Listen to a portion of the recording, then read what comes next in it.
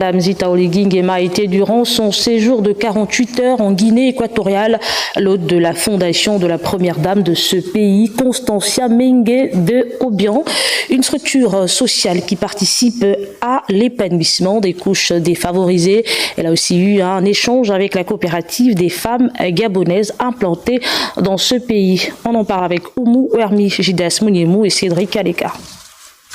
Le comité équato-guinéen de soutien aux enfants, initiative de la première dame de Guinée équatoriale, Constancia Mengue de Obiang, sensible à la détresse des enfants vulnérables, fondée en 1984, suscite l'admiration de la première dame du Gabon, Zita Oligui Nguema, au cours de cette deuxième journée dans le pays.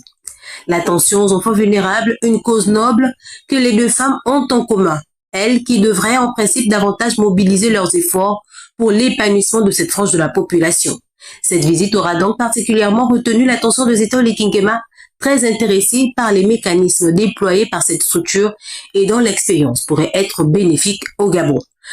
Dans la même veine, l'invité de Malabo s'est rendu à l'hôpital psychiatrique de la ville, structure mise en place pour accueillir les déficients mentaux errant dans les rues pour leur véritable prise en charge. Une seconde expérience qui pourrait bien inspirer la première dame du Gabon, qui fait aussi de la santé mentale une préoccupation et dont l'objectif à long terme serait la création d'entités similaires capables de prendre en charge ces personnes au Gabon.